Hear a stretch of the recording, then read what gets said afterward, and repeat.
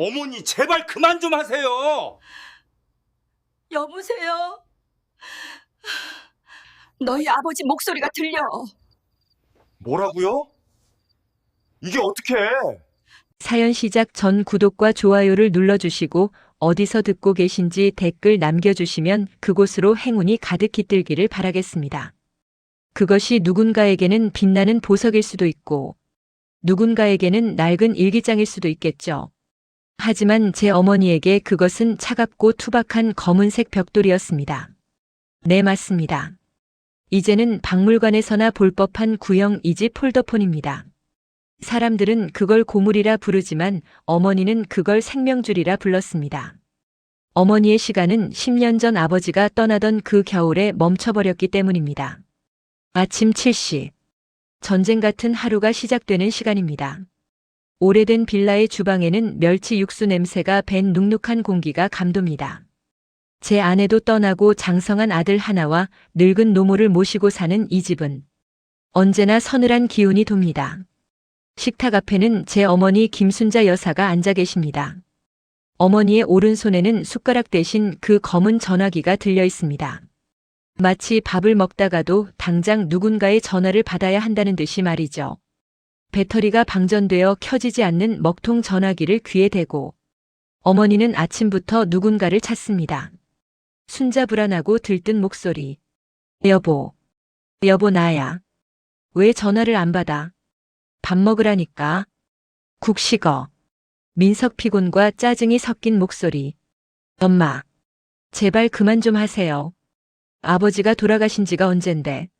그리고 그 전화기 켜지지도 않는다니까요. 밥 좀 드세요 제발. 늦었어요. 저는 오늘도 밥알이 모래알처럼 씹히는 국을 억지로 삼킵니다. 어머니의 저 행동은 벌써 10년째 이어지고 있습니다. 처음에는 슬픔 때문이라 생각했고 다음에는 외로움 때문이라 여겼습니다. 하지만 병원에서는 치매라고 하더군요. 해마가 망가지면서 최근 기억은 모두 지워지고 가장 강렬했던 과거의 기억만이 섬처럼 남았다고 했습니다. 어머니에게 그 섬은 바로 아버지입니다. 아버지가 사주셨던 저 전화기만이 어머니가 세상과 연결된 유일한 끈인 겁니다. 순자 어린아이처럼 투정 부리며 이거나 영감이 전화한단 말이야. 이거 없으면 영감이나 못 찾아. 민서가 너 아빠 오면 혼난다. 민석 한숨을 깊게 내쉬며 아빠 안 와요. 절대 안 온다고요. 이거 그냥 쓰레기라고요. 갖다 버려야 정신을 차리시지. 저는 압니다. 제가 뱉은 말이 얼마나 날카로운 비수가 되어 어머니 가슴에 박히는지. 하지만 저도 사람입니다. 매일 밤 기저귀를 갈고 새벽마다 아버지를 찾는 통곡 소리에 잠을 설치는 날들이 1년, 2년, 10년이 되었습니다. 효자라는 말은 남들이 볼 때나 하는 소리죠. 긴 병에 효자 없다는 옛말은 틀린 게 하나도 없더군요. 어머니의 손에서 전화기를 뺏으려 실랑이를 벌이다가 결국 국그릇을 엎지르고 맙니다. 식탁 위로 흐르는 누런 국물이 제 인생 같습니다. 도망치듯 집을 나와 지하철에 몸을 실었습니다. 넥타이가 목을 조여옵니다. 창밖으로 스쳐 지나가는 풍경이 흑백 영화처럼 건조합니다. 회사에 가면 또 다른 전쟁이 기다리고 있습니다. 구조조정 칼바람이 부는 사무실. 제자리는 문 앞 복도 쪽으로 옮겨진 지 오래입니다. 부장이라는 직함은 이제 허울 뿐입니다. 후배들의 눈빛에서 동정심과 경멸을 동시에 읽습니다. 박 부장님 아직도 안 나가셨어요? 라고 묻는 것만 같습니다. 오전 10시 회의 시간. 본부장의 날카로운 목소리가 회의실 공기를 찢습니다. 이번 분기 실적에 대한 질타가 이어집니다. 저는 고개를 숙인 채 볼펜만 만지작거립니다. 그때였습니다. 정적을 깨고 제 주머니 속 스마트폰이 요란하게 진동합니다. 요양보호사님의 전화입니다. 받지 않아도 무슨 내용인지 알 것 같습니다. 어머니가 또 사라지셨거나 전화기를 찾느라 집안을 난장판으로 만들었거나 둘 중 하나겠죠. 본부장의 시선이 제게 꽂힙니다. 민석 당황하며 작게 속삭이듯 죄송합니다. 급한 전화라서 회의실을 빠져나와 비상구 계단에 쭈그려 앉습니다. 전화를 받자마자 수화기 너머로 익숙한 소음이 들려옵니다. 어머니가 악를 쓰는 소리입니다. 수화기 너머 요양보호사 다급한 목소리. 박 선생님, 할머니가 또 전화기 없어졌다고 난리세요. 장롱이고 냉장고고 다 뒤엎으셨는데 진정이 안 되네요. 약도 뱉으시고요. 민석 지친 목소리. 네, 알겠습니다. 제가 퇴근하고 가서 볼게요. 죄송합니다, 여사님. 부탁 좀 드릴게요. 전화를 끊고 차가운 계단 난간에 머리를 기댑니다. 벽돌처럼 무거운 삶의 무게가 어깨를 짓누릅니다. 어머니는 왜 그토록 그 고물에 집착하시는 걸까요? 차라리 모든 걸 잊으셨으면 좋겠습니다.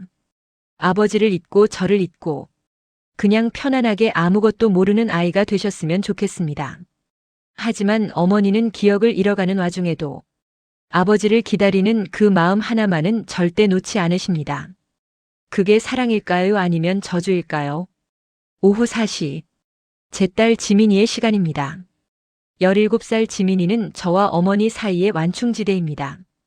지민이에게 할머니는 아픈 환자가 아니라 그저 조금 독특하고 귀여운 친구 같은 존재인가 봅니다. 친구들과 최신형 스마트폰 이야기를 하던 지민이가 집으로 들어섭니다. 현관문을 열자마자 보이는 건 거실 한가운데 덩그러니 앉아있는 할머니의 등입니다. 지민 밝고 명랑한 목소리. 할머니 나왔어. 오늘 학교에서 급식 진짜 맛없었다. 할머니 밥 먹었어. 순자 씨는 대답 대신 손에 쥔 전화기를 옷자락으로 닦고 있습니다. 얼마나 문지르고 닦았는지 검은색 코팅이 벗겨져 희끗희끗한 속살이 보일 정도입니다. 지민이는 가방을 내려놓고 할머니 곁에 앉습니다. 지민 장난스럽게. 할머니 그거 안 달아. 벌써 반질반질하네. 그거 박물관에 기증해야 돼. 요즘 애들은 폴더폰 어떻게 여는지도 몰라. 순자 진지하고 단호하게. 아냐. 영감이 이거 깨끗이 쓰라고 했어. 더러우면 전화 안 터진다고. 먼지 끼면 목소리 안 들린다고 했어. 지민이는 할머니의 눈을 봅니다. 장난기가 싹 가신 할머니의 눈동자는 깊은 우물 같습니다. 그 안에는 10년이라는 세월이 고여 있습니다. 지민이는 문득 이상한 기분이 듭니다. 그냥 고물 전화기가 아니라 마치 살아있는 생명체를 다루듯 조심스러운 손길. 할머니는 지금 기계를 닦는 게 아니라 할아버지의 얼굴을 어루만지고 있는 것만 같습니다. 밤 10시. 제가 가장 두려워하는 귀가 시간입니다. 문을 열면 훅 끼쳐오는 파스 냄새와 오래된 집 냄새. 거실 소파에는 어머니가 그림자처럼 앉아 계십니다. 여전히 그 전화기를 품에 안고서 말이죠. 오늘따라 그 모습이 더 처량하고 지긋지긋해 보입니다. 저는 양복 상의를 벗어 식탁 의자에 걸쳐둡니다. 그때 식탁 위에 놓인 종이 한 장이 눈에 들어옵니다. 아까 낮에 퀵서비스로 받은 요양병원 팸플릿입니다. 프리미엄 케어 24시간 돌봄 치매 전문. 화려한 문구들이 제 죄책감을 자극합니다. 민석 혼잣말처럼. 이제는 결정을 해야 해. 더 이상은 무리야. 나도 살아야지. 지민이도 생각해야 하고. 어머니가 제 시선을 느꼈나 봅니다. 제가 팸플릿을 집어드는 순간 어머니의 눈빛이 맹수처럼 변합니다. 동물적인 감각으로 아들이 무슨 생각을 하는지 알아챈 걸까요? 아니면 제가 당신을 버리려 한다는 걸 본능적으로 느낀 걸까요? 순자 씨는 황급히 전화기를 위도 주머니 깊숙이 쑤셔 넣습니다. 그리고는 뒷걸음질을 칩니다. 순자 경계하는 목소리. 내 거야. 아무도 못 가져가. 민석이 너도 안 줘. 이건 내 거야. 어머니의 저항이 거세질수록 제 마음은 차갑게 식어갑니다. 이제는 대화가 통하지 않는 벽. 어머니는 저를 아들이 아니라 자신의 보물을 뺏으러 온 도둑으로 보고 계십니다. 그 눈빛이 저를 찌릅니다. 가슴 한구석에서 뜨거운 것이 울컥 치밀어 오릅니다. 그건 분노이기도 하고 서러움이기도 합니다. 왜 나만 이렇게 살아야 하나? 왜 하필 우리 엄마인가? 왜 아버지는 저런 고물을 남겨서 사람을 미치게 하나? 민석 차갑고 건조하게. 엄마, 그거 그냥 전화기예요. 아버지는 돌아가셨다고요. 제발 현실을 좀 보세요. 그거 껴안고 있다고 아버지가 돌아오지 않아요. 저는 결국 금기어를 내뱉고 맙니다. 어머니에게 아버지는 돌아가신 게 아니라 잠시 출장을 간 것뿐인데 제가 그 환상을 깨부수려 합니다. 순자 씨의 눈동자가 심하게 흔들립니다. 손이 떨리고 입술이 파르르 떨립니다. 어머니는 주머니 속 전화기를 더욱 꽉 움켜줍니다. 마치 벼랑 끝에서 동아줄을 잡듯이 그 손마디가 하얗게 질려 있습니다. 순자 울부짖으며 아니야 와. 영감이 온다고 했어. 전화한다고 했어. 이 전화기로 목소리 넣어준다고 했어. 기다리라고 했단 말이야. 목소리를 넣어준다. 어머니가 10년째 반복하는 저 말. 저는 그저 치매 노인의 헛소리라 치부했습니다. 하지만 그날 밤 어머니의 절규는 평소와는 다른 울림으로 다가왔습니다. 단순한 집착이 아니라 어떤 굳은 약속을 믿는 사람의 호소. 그때는 몰랐습니다. 그 검은 벽돌 속에 정말로 무언가가 숨겨져 있다는 것을. 그리고 우리가 그토록 무시했던 그 고물이 우리 가족을 구원할 유일한 열쇠였다는 것을 말입니다. 저는 식탁 위에 요양병원 팸플릿을 서류 가방에 챙겨 넣습니다. 내일은 결판을 내야겠습니다. 어머니를 위해서라는 명분을 앞세워 가장 잔인한 이별을 준비하려 합니다. 순자 씨는 방구석으로 도망쳐 이불을 뒤집었습니다. 이불 밖으로 삐져나온 늙은 손에는 여전히 검은 전화기가 들려 있습니다. 깜빡거리는 형광등 불빛 아래 전화기의 검은 화면이 제 마음처럼 캄캄합니다. 우리의 밤은 이렇게 또다시 불편한 침묵 속으로 가라앉습니다. 멈춰버린 어머니의 시간과 지옥 같은 저의 시간이 충돌하는 이 지긋지긋한 밤이 깊어갑니다. 비가 내리는 날이면 유독 옛날 기억이 선명해진다고들 합니다. 습기를 머금은 공기가 뇌 속의 뉴런을 자극하기 때문일까요? 아니면 빗소리가 세상의 소음을 지워주기 때문일까요? 하지만 저에게 비는 그저 불길한 전조일 뿐입니다. 야근을 마치고 돌아온 집 현관문이 묘하게 가벼웠습니다. 도어락이 열리는 소리가 평소보다 더 날카롭게 복도를 울렸죠.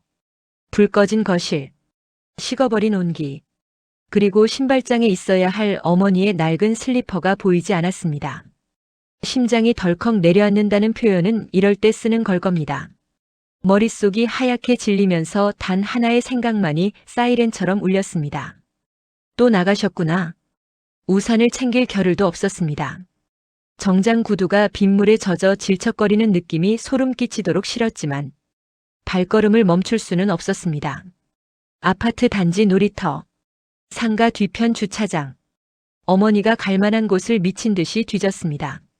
제 입에서는 어머니라는 호칭 대신 제기랄이라는 욕설이 먼저 튀어나왔습니다. 걱정인지 분노인지 모를 감정이 빗물과 함께 얼굴을 타고 흘러내렸습니다. 지나가는 사람들의 우산 속을 유심히 쳐다보며 혹시나 우리 어머니가 아닐까? 혹시나 저기 쭈그려 앉은 노인이 김순자 씨가 아닐까? 제 눈은 초점을 잃고 흔들렸습니다. 그때였습니다. 재개발을 앞두고 인적 이 끊긴 구역. 이제는 아무도 쓰지 않아 흉물처럼 방치된 공중전화 부스가 눈에 들어왔습니다.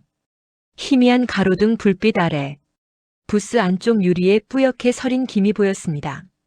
본능적으로 알 수 있었습니다. 거기에 어머니가 있다는 것을요. 부스 문을 열자 훅 하고 끼쳐오는 눅눅한 냄새. 어머니는 수화기도 들지 않은 채 바닥에 웅크리고 앉아 계셨습니다. 비에 흠뻑 젖은 머리카락이 얼굴에 들러붙어 있었고 입술은 추위로 파랗게 질려 있었습니다. 그런데도 어머니의 양손은 무언가를 필사적으로 감싸고 있었습니다. 네, 맞습니다. 그 지긋지긋한 검은색 폴더폰이었습니다. 자신의 몸은 비에 젖어도 상관없지만 이 전화기만큼은 젖으면 안 된다는 듯 어머니는 품속 깊이 전화기를 안고 떨고 계셨습니다.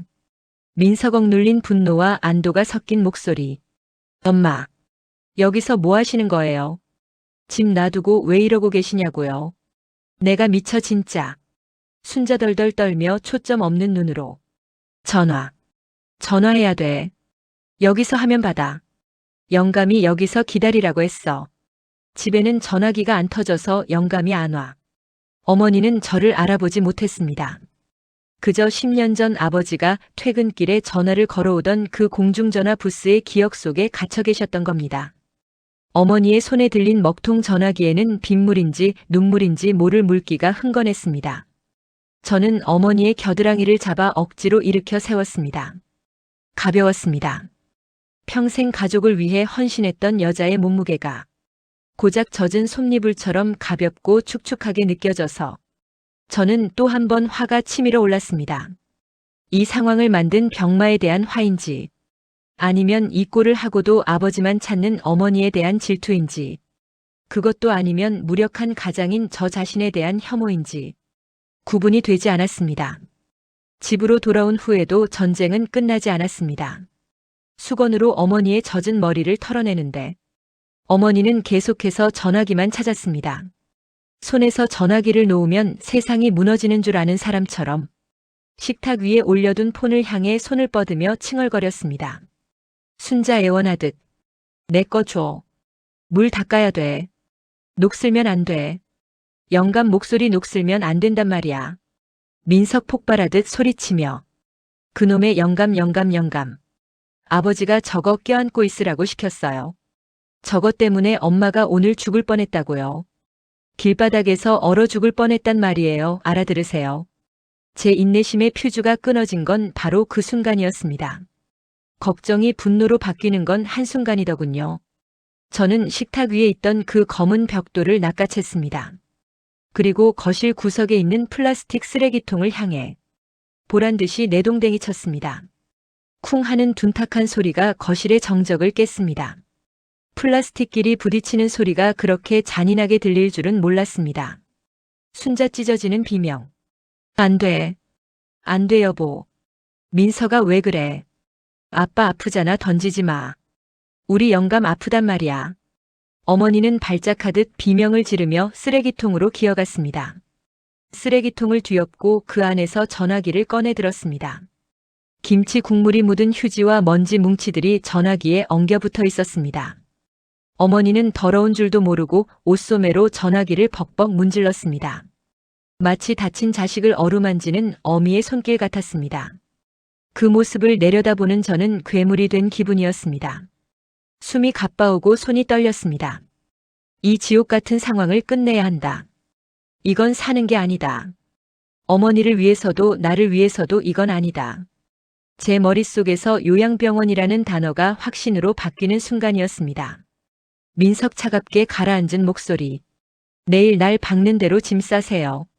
더 이상은 못해요. 저도 지쳤어요. 엄마도 이제 편하게 지내셔야죠. 어머니는 제 말을 들은 건지 못한 건지 그저 전화기를 품에 안고 웅얼거릴 뿐이었습니다. 미안해 여보 내가 잘못했어 안 아프지 하는 소리가 제 가슴을 후벼 팠습니다. 저는 도망치듯 안방으로 들어가 문을 잠갔습니다. 침대에 누웠지만 잠이 올 리가 없었습니다. 거실에서 들려오는 어머니의 흐느낌 소리가 빗소리에 섞여 밤새도록 방문 틈을 파고들었습니다. 죄책감이라는 놈은 참 끈질기더군요. 버리려고 해도 버려지지 않는 건 저 전화기가 아니라 제 마음속의 부채감일지도 모릅니다. 모두가 잠든 새벽 2시. 어둠이 내려앉은 거실에 또 다른 그림자가 움직입니다. 제 딸 지민입니다. 지민이는 물을 마시러 나왔다가 쓰레기통 옆에 널브러진 채 잠든 할머니를 발견합니다. 할머니의 손에는 여전히 그 전화기가 쥐어져 있습니다. 지민이는 조심스럽게 할머니의 손가락을 하나하나 펴서 전화기를 빼냅니다. 평소 같으면 깨셨을 할머니도 오늘은 긴장이 풀렸는지 깊은 잠에 빠져 있습니다. 지민이는 전화기를 들고 자신의 방으로 들어갑니다. 지민이의 책상 위 스탠드 불빛 아래 전화기의 처참한 몰골이 드러납니다. 액정에는 금이 같고 모서리는 깨져 있습니다. 버튼 사이사이에는 먼지와 이물질이 끼어 있습니다. 지민이는 물티슈를 꺼내 전화기를 닦기 시작합니다. 아빠가 쓰레기 취급하고 할머니가 목숨처럼 여기는 이 물건. 지민이에게는 이 전화기가 어른들의 슬픈 자화상처럼 보였나 봅니다. 닦아내고 또 닦아내자. 검은색 본체에서 묘한 광택이 살아납니다. 지민이는 전화기 뒷면의 배터리 커버를 열어봅니다. 텅 비어있을 줄 알았는데 오래된 배터리가 퉁퉁 부은 채 끼워져 있습니다. 스웰링 현상이라고 하죠. 배터리가 부풀어 올라 곧 터질 것 같은 상태였습니다. 지민 혼잣말. 이러니까 안 켜지지. 할머니는 이걸 10년이나 들고 다닌 거야. 무겁지도 않았나. 지민이는 부푼 배터리를 조심스럽게 빼냅니다. 그리고 전화기 안쪽에 붙은 스티커를 봅니다. 모델명 SCH-V300. 2003년도 제조. 지민이가 태어나기도 전에 만들어진 물건입니다. 지민이는 노트북을 엽니다. 검색창에 모델명을 입력합니다. 단종된 지 오래라 쇼핑몰에는 정보가 없습니다. 하지만 지민이는 포기하지 않습니다. 레트로 기기를 수집하는 동호회 카페, 중고 거래 앱, 해외 직구 사이트까지 샅샅이 뒤집니다. 새벽 3시가 넘어가고 지민이의 눈이 뻑뻑해질 무렵 오래된 전자기기 수리점 블로그에서 희망을 발견합니다. 창고 정리 중 발견한 미사용 정품 배터리 팝니다. 라는 글. 작성일은 3년 전이지만 지민이는 망설임 없이 댓글을 남깁니다. 지민 타자 치는 소리. 사장님, 이거 아직 있나요? 재발효 꼭 필요해요. 할머니가 기다리시는 거라서요. 돈은 얼마든지 드릴게요. 지민이는 엔터키를 누르고 의자 등받이에 기댑니다. 책상 위에 놓인 전화기를 바라봅니다. 아까는 그냥 고물덩어리였는데 깨끗이 닦아놓고 보니 제법 묵직한 존재감이 느껴집니다. 마치 누군가의 입이 되어줄 준비를 마친 것처럼 말이죠. 지민이는 전화기 폴더를 열었다 닫았다 해봅니다. 탁탁 하는 경쾌한 소리가 방 안에 울립니다. 그 소리가 마치 다쳐버린 할머니의 기억을 두드리는 노크 소리 같습니다. 어른들은 버리려고 하고 아이는 고치려고 합니다. 누구의 선택이 옳은 것일까요? 부서진 기억도 배터리만 갈아 끼우면 다시 켜질 수 있는 걸까요? 창밖에 빗줄기는 잦아들었지만 우리 집의 공기는 여전히 무겁고 습합니다. 민석의 죄책감, 순자의 절망, 그리고 지민의 작은 희망이 뒤엉킨 채 새벽이 밝아옵니다. 이 전화기에 새 생명을 불어넣으려는 지민이의 시도가 과연 기적을 만들 수 있을까요? 아니면 그저 쓸데없는 호기심으로 끝날까요? 확실한 건 하나입니다. 이 전화기가 켜지는 순간 우리가 감당해야 할 진실의 목소리도 함께 켜질 거라는 사실입니다. 그때 우리는 귀를 막지 않고 그 목소리를 마주할 수 있을까요? 식탁 위 찢어진 달력처럼 위태로운 하루가 또다시 시작되려 합니다. 인주 묻은 도장이 종이 위에 찍히는 소리는 생각보다 큽니다. 쿵 하고 내려앉는 그 둔탁한 소리가 마치 판사봉 소리 같습니다. 당신의 죄는 늙고 병든 것이며 나의 죄는 그것을 감당할 능력이 없는 것입니다. 저는 방금 어머니를 요양병원에 보내는 입소 신청서에 도장을 찍었습니다. 빨간 인주 자국이 선명하게 박힌 종이를 보며 저는 안도감을 느꼈을까요? 아니면 죄책감을 느꼈을까요? 사람들은 이걸 현대판 고려장이라 부르기도 합니다. 하지만 저는 스스로를 변호합니다. 이건 버리는 게 아니라 맡기는 거라고. 전문가의 손길이 닿는 곳에서 더 안전하게 모시는 거라고. 수십 번 되뇌며 합리화의 성벽을 쌓아 올립니다. 식탁 위에는 붉은 도장밥이 묻은 휴지가 구겨져 있고 제 마음도 그 휴지 조각처럼 구겨져 버렸습니다. 순자의 방 옷장 문 여는 소리. 오후 2시. 결정을 내렸으니 이제 실행에 옮길 차례입니다. 어머니의 방에 들어서자 묵은 내가 훅 끼쳐옵니다. 오래된 파스 냄새와 곰팡이 냄새 그리고 노인 특유의 살냄새가 뒤섞인 공기. 저는 옷장을 열고 커다란 이민 가방을 꺼냈습니다. 어머니가 평생 입어온 옷가지들을 꺼내 개기 시작합니다. 꽃무늬 몸빼 바지, 늘어난 내복, 보풀이 인가디건, 옷 하나하나에 어머니의 고단했던 세월이 묻어 있습니다. 이 옷들을 가방에 담는 행위가 마치 어머니의 흔적을 이 집에서 지워내는 의식처럼 느껴져 손이 떨립니다. 민석 혼잣말처럼 중얼거리며 가서 입으실 거니까 편한 걸로 챙겨야지. 양말도 새 걸로 넣어드리고. 그래, 거기가 훨씬 따뜻하고 좋을 거야. 밥도 제때 나오고 친구들도 많고. 옷장 깊숙한 곳에서 낡은 상자 하나가 툭 떨어집니다. 먼지가 뽀얗게 앉은 과자 상자입니다. 뚜껑을 열자 빛바랜 사진들과 낡은 수첩이 나옵니다. 호기심에 사진 한 장을 집어들었습니다. 30년 전 제 초등학교 졸업식 사진입니다. 사진 속 어머니는 젊고 환하게 웃고 있습니다. 파마머리에 붉은 립스틱을 바르고 아들의 어깨를 감싸 안은 손이 참 억세고 튼튼해 보입니다. 그때의 어머니는 세상 무서울 게 없는 여장부였는데 지금 제 뒤에 앉아있는 노인은 누구일까요? 거실 멍하니 앉아있는 순자. 고개를 돌려 거실을 봅니다. 순자 씨는 소파에 쪼그리고 앉아 창밖만 바라보고 있습니다. 초점 없는 눈동자는 허공을 부유하고 입은 반쯤 벌린 채 무언가를 중얼거립니다. 사진 속 당당했던 여자는 온데간데 없고 겁에 질린 작은 새 한 마리만 남았습니다. 무엇이 어머니를 저렇게 만들었을까요? 세월일까요? 아니면 아버지의 부재일까요? 어머니는 여전히 빈손을 만지작거립니다. 제가 뺏어서 쓰레기통에 버렸던 그 전화기의 감촉을 찾고 있는 겁니다. 손가락이 허공에서 갈 곳을 잃고 배회합니다. 순자임 없는 목소리. 여보, 어디 갔어? 나 무서워. 전화 받아. 깜깜해. 어머니의 중얼거림이 가슴을 후벼 팝니다. 하지만 저는 모른 척 다시 가방 지퍼를 닫습니다. 지퍼가 드르륵 소리를 내며 닫힐 때마다 제 마음의 문도 하나씩 닫아겁니다. 내일이면 이 모든 전쟁도 끝이다. 내일이면 나는 자유다. 그렇게 믿고 싶습니다. 아니, 그렇게 믿어야만 오늘 밤을 버틸 수 있을 것 같습니다. 가방 한 구석에 어머니가 평소 좋아하시던 사탕 봉지를 찔러 넣으며 저는 눈시울이 붉어지는 걸 애써 참습니다. 이건 슬픈 게 아니야. 최선의 선택을 하는 거야. 나는 가장이니까. 나는 아들이지만 동시에 가장이니까. 오후 5시. 해질녘의 노을이 거실 깊숙이 들어올 무렵 현관 초인종이 울립니다. 택배입니다가 하는 건조한 목소리.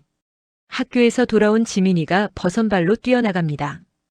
평소라면 택배 따위에 관심도 없을 아이가 상자를 받아들고는 세상을 다 얻은 듯 환호성을 지릅니다. 지민 들뜬 목소리. 왔다 왔어. 진짜 구했네 이걸. 대박이다. 아빠 나 이거 뜯어볼게. 민성 무미건조하게. 뭐길래 그렇게 호들갑이야. 숙제나 해. 내일 할머니 가시니까 인사 잘하고. 저는 무심코 내뱉었습니다. 내일 할머니 가신다는 말.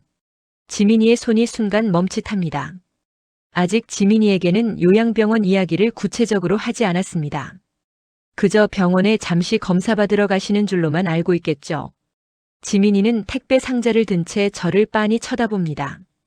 그 눈빛에 의문부호가 가득합니다. 지민 불안한 눈빛으로. 할머니가 어디 가시는데? 병원. 그냥 검사받으러 가는 거 아니야. 짐은 왜 저렇게 많이 쌌어? 이민 가방이잖아 저거. 민석 시선을 피하며. 좀 오래 계실 수도 있어. 좋은 데야. 할머니한테도 그게 더 편해. 너도 알잖아 아빠 힘든 거. 지민이는 입을 꾹 다뭅니다. 17살이면 알 건 다 아는 나이입니다. 아빠가 거짓말을 하고 있다는 것쯤은 아빠의 회피하는 눈빛만 봐도 알 수 있겠죠. 지민이는 아무 말 없이 상자를 들고 자신의 방으로 들어갑니다. 쾅 하고 닫히는 방문 소리가 제게 항의하는 것 같습니다. 어른들은 비겁해. 책임지기 싫어서 도망치는 거잖아. 지민이의 마음속 외침이 들리는 듯 합니다. 지민이는 떨리는 손으로 택배 상자를 뜯습니다. 에어캡에 꽁꽁 쌓인 작은 물건이 나옵니다. 회색빛이 도는 직사각형 배터리입니다. 표면에는 SCH-V300 표준형이라는 글씨가 선명합니다. 오래된 재고품이라 포장지는 빛바랬지만 내용물은 새 것처럼 깨끗합니다. 지민이는 서랍 속에 숨겨두었던 할머니의 전화기를 꺼냅니다.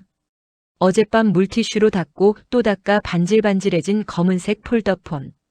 지민이는 전화기 뒷면을 엽니다. 부풀어 올랐던 폐배터리는 이미 빼버렸고 텅 빈 공간이 새 주인을 기다리고 있습니다.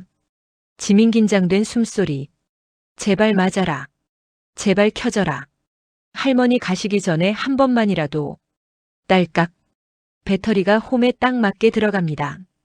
마치 10년 전부터 이 자리는 내 자리였다는 듯이 유격 하나 없이 완벽하게 체결됩니다. 지민이는 서랍에서 24핀 충전기를 꺼냅니다. 이것도 중고장터에서 배터리와 함께 어렵게 구한 것입니다. 콘센트에 플러그를 꽂고 전화기 하단 충전 단자에 케이블을 연결합니다. 지민이의 침 삼키는 소리가 방 안에 크게 울립니다. 1초, 2초, 3초.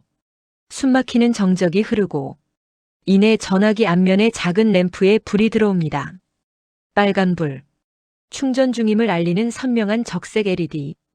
요즘 스마트폰에 세련된 불빛과는 다른 투박하고 촌스러운 빨간색입니다.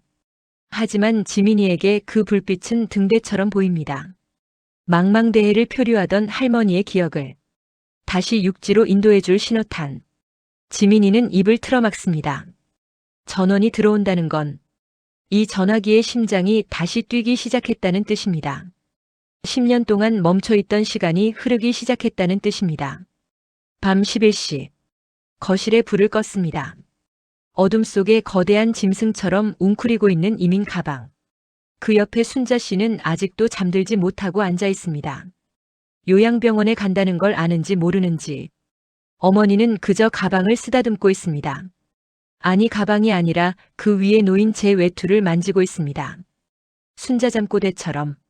민서가 밥 먹고 다녀. 굶지 마. 엄마가 미안해. 엄마가 바보라서 미안해. 어둠 속에서 어머니의 목소리가 유령처럼 떠돕니다. 치매에 걸려도 자식 걱정하는 본능은 지워지지 않는가 봅니다. 저는 방 문틀을 잡고 서서 그 모습을 지켜봅니다. 눈물이 날 것 같아서 입술을 꽉 깨뭅니다. 지금 가서 어머니를 안아드리면 내일 아침 결심이 무너질까봐 저는 독하게 마음을 먹고 등을 돌립니다. 내일이면 다 끝난다. 내일이면 편해진다. 주문을 외우듯 중얼거리지만 가슴 한구석에 얹힌 돌덩이는 점점 더 무거워집니다. 지민이의 방. 지민이는 침대에 누워있지만 잠들지 못합니다. 책상 위 충전기에 꽂힌 전화기를 바라보고 있습니다. 빨간 불빛이 규칙적으로 깜빡입니다. 마치 살아있다고, 나 여기 있다고, 어서 나를 켜보라고 유혹하는 것 같습니다. 하지만 지민이는 지금 켜지 않습니다. 완벽하게 충전될 때까지 기다려야 합니다. 그리고 무엇보다 가장 극적인 순간에 할머니에게 이 선물을 주고 싶습니다. 할머니가 떠나기 직전, 아빠가 할머니를 포기하려는 그 마지막 순간에 이 전화기가 무언가 기적을 보여주길 바랍니다. 철없는 여고생의 판타지일지도 모릅니다. 하지만 지민이는 믿고 싶습니다. 할머니가 그토록 지키려 했던 것에는 분명 그만한 이유가 있을 거라고요. 폭풍 전야의 고요함이 집안을 감쌉니다. 거실에는 이별을 준비하는 가방이 놓여 있고 방 안에는 재회를 준비하는 전화기가 숨을 고르고 있습니다.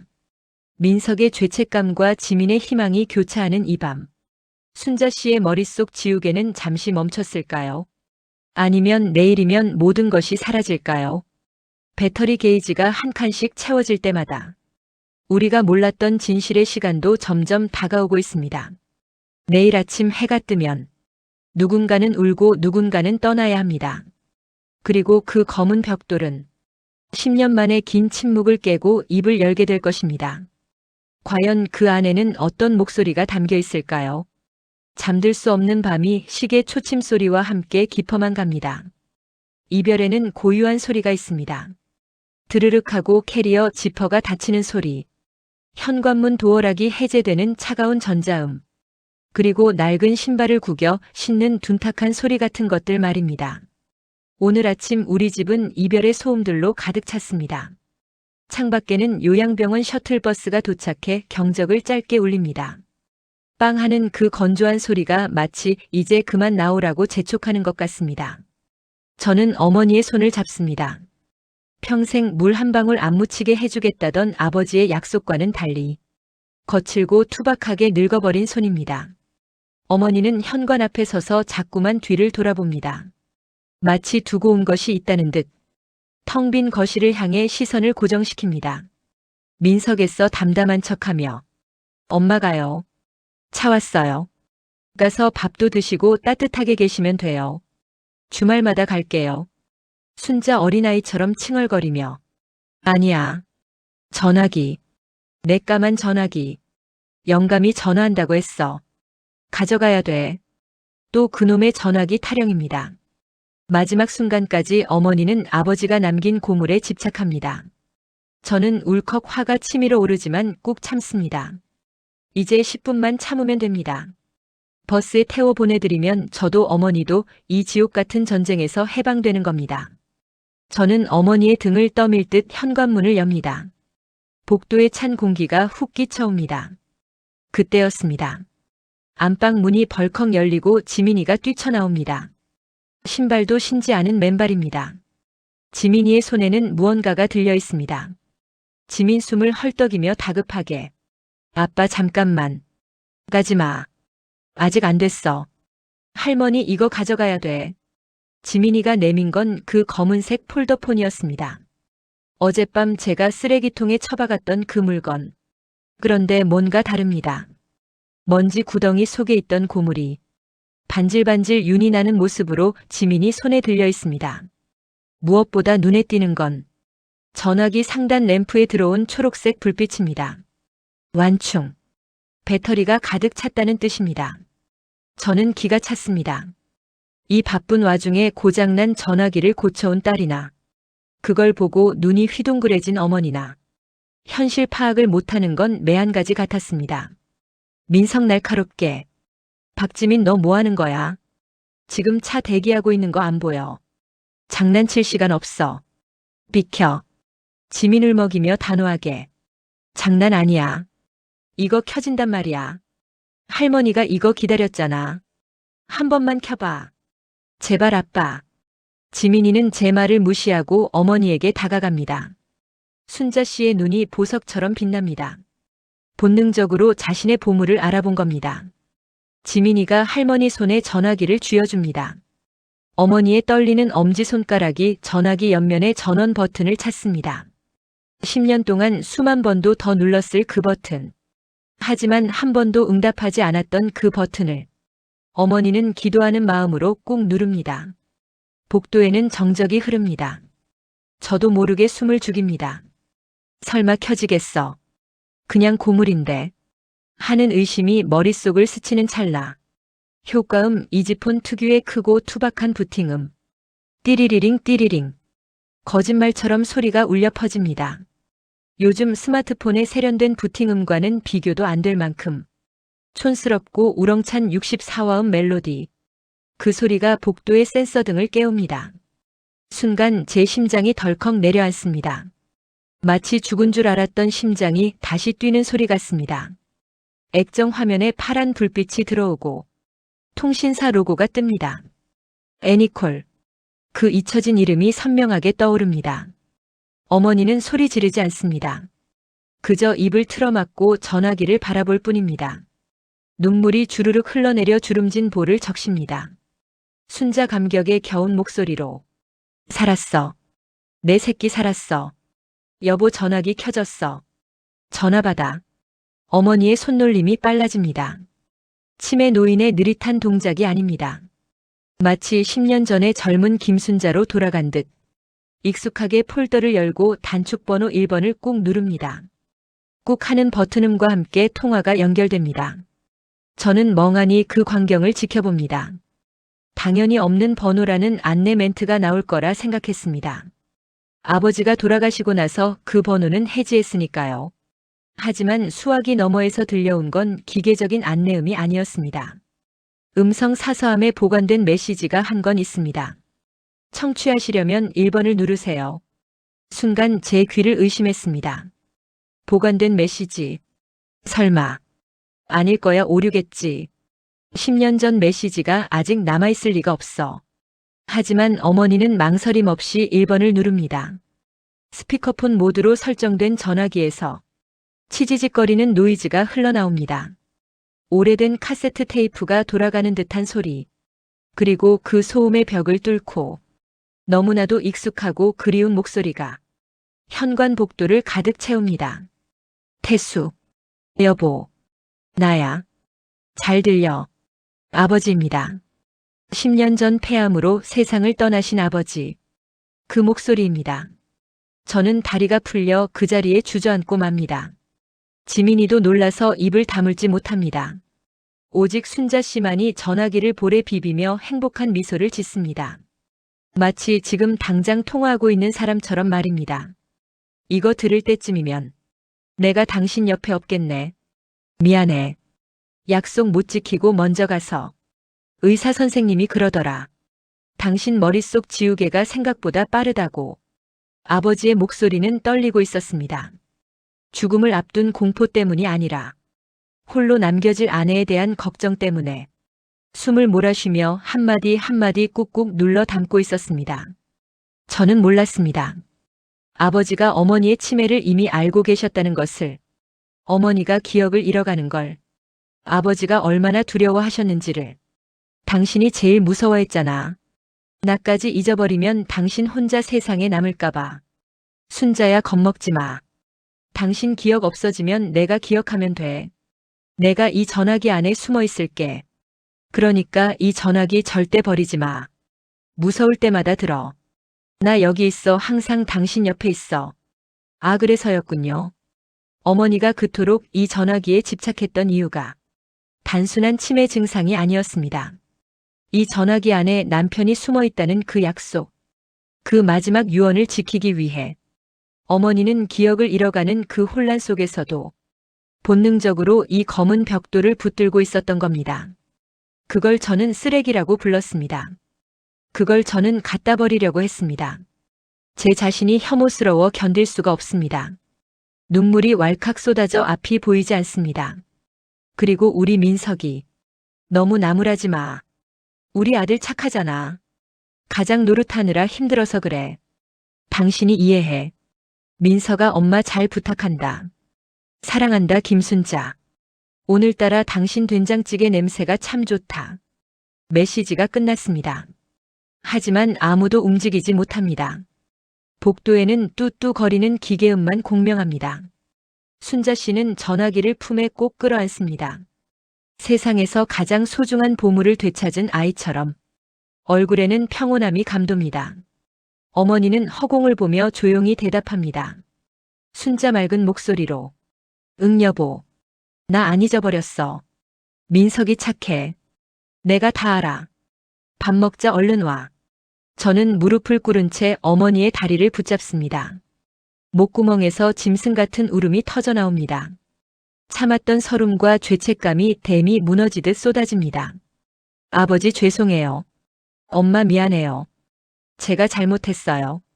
제가 몰랐어요. 입 밖으로 나오지 못한 말들이 통곡이 되어 흐릅니다. 지민이도 소리 없이 눈물을 훔칩니다. 어머니는 우는 제 머리를 쓰다듬으십니다. 거칠고 투박한 손길이지만 그 온기만큼은 10년 전이나 지금이나 똑같습니다. 순자 다정한 말투로. 울지 마라. 배고프면 밥 먹으면 되지. 우리 아들 배고프구나. 엄마가 밥 줄게. 뚝 그쳐. 어머니는 저를 요양병원에 보내려는 나쁜 아들이 아니라 그저 배고파서 우는 어린 아들로 보고 계십니다.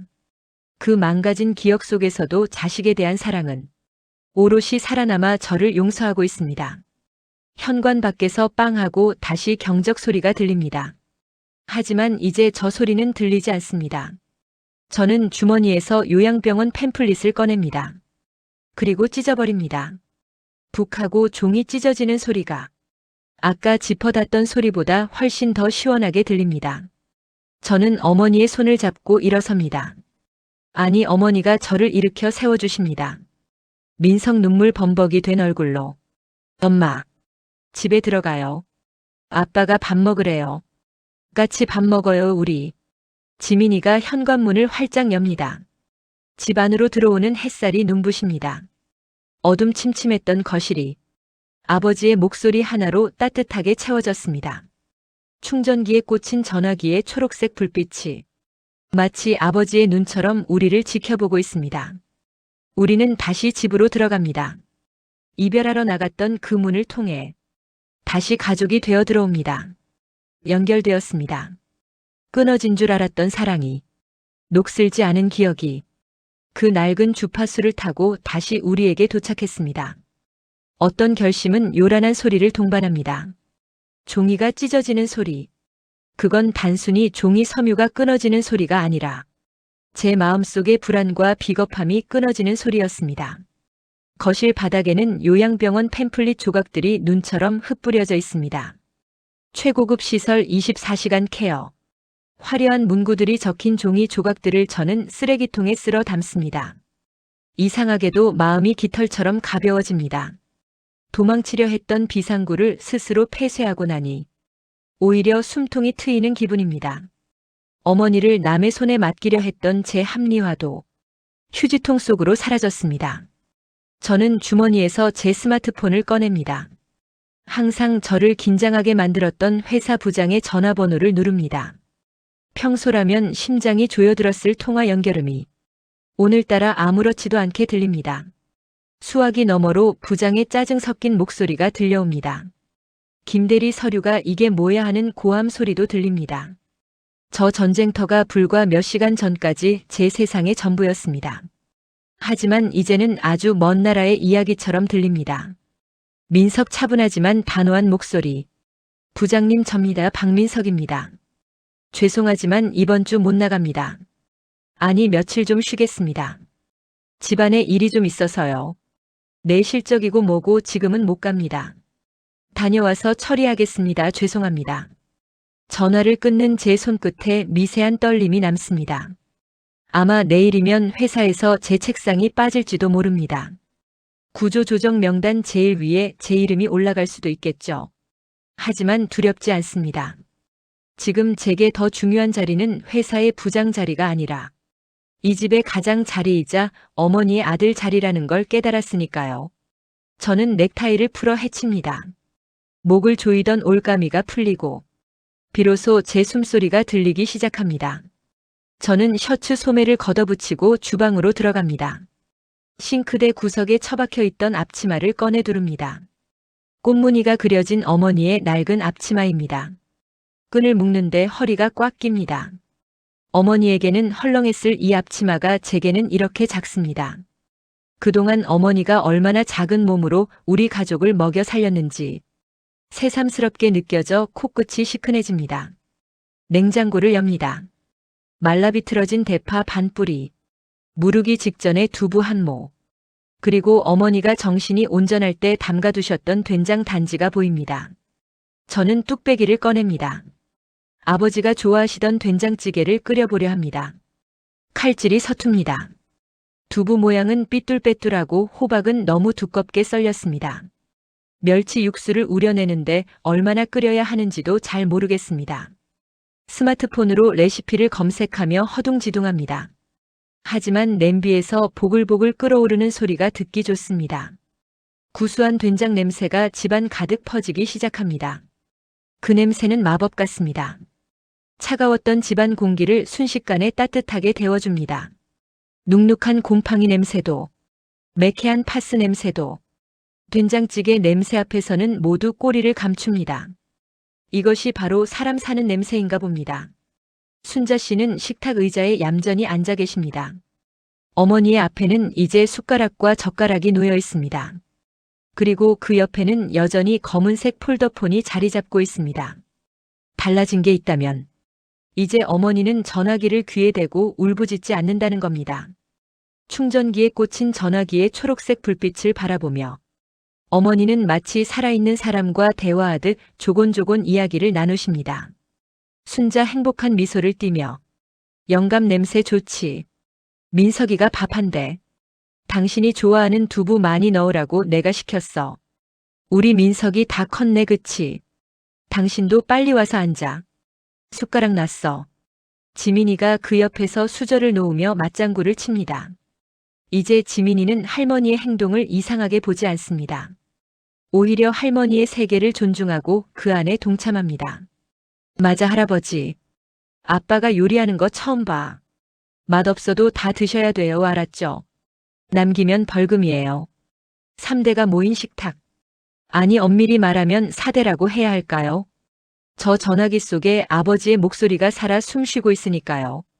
어머니는 전화기를 향해 연신 고개를 끄덕이십니다. 아버지가 농담이라도 건네는 걸까요? 어머니의 입가에 소녀 같은 미소가 번집니다. 치매라는 병이 기억을 지워가는 잔인한 병인 줄만 알았는데 어쩌면 가장 행복했던 기억 속에 머물게 해주는 신의 짓궂은 배려일지도 모른다는 엉뚱한 생각이 듭니다. 민석 뚝배기를 식탁 중앙에 놓으며 자 드시죠. 간이 맞을지 모르겠네요. 엄마 얼른 드세요. 식기 전에. 저는 국자로 찌개를 퍼서 어머니의 밥그릇에 덜어드립니다. 어머니는 숟가락을 들 생각도 않고 제 얼굴만 빤히 쳐다보십니다. 그 눈빛이 너무 맑고 투명해서 제가 다 부끄러워집니다. 어머니가 떨리는 손으로 숟가락을 듭니다. 국물을 한 모금 떠서 입으로 가져가십니다. 꿀꺽 목넘김 소리가 들리고 잠시 정적이 흐릅니다. 지민이와 제가 긴장된 눈빛으로 어머니를 봅니다. 순자는 눈을 감고 음미하며 짜다. 엄청 짜네. 우리 영감 입맛이랑 똑같아. 영감이 짜게 먹는 거 좋아했지. 어머니의 타박에 우리는 모두 웃음을 터뜨립니다. 와하 하는 웃음소리가 거실 천장을 때립니다. 얼마 만에 이 집에서 웃음소리가 들리는 걸까요? 지민이도 한 입 먹어보고는 인상을 찌푸리며 웃습니다. 네, 정말 짭니다. 소금 조절에 실패했습니다. 하지만 세상에서 가장 맛있는 짠맛입니다. 우리는 짠 눈물을 삼키는 대신 짠 된장찌개를 삼킵니다. 밥알이 달게 느껴집니다. 어머니는 밥 한 그릇을 뚝딱 비우십니다. 입가에 묻은 국물을 닦아드리려 손을 뻗자 어머니가 제 손을 잡습니다. 거칠고 따뜻한 손. 순자는 민석의 손을 잡고 고맙다. 내 아들 해줘서 고마워. 아빠가 너 자랑스럽대. 잘하고 있대.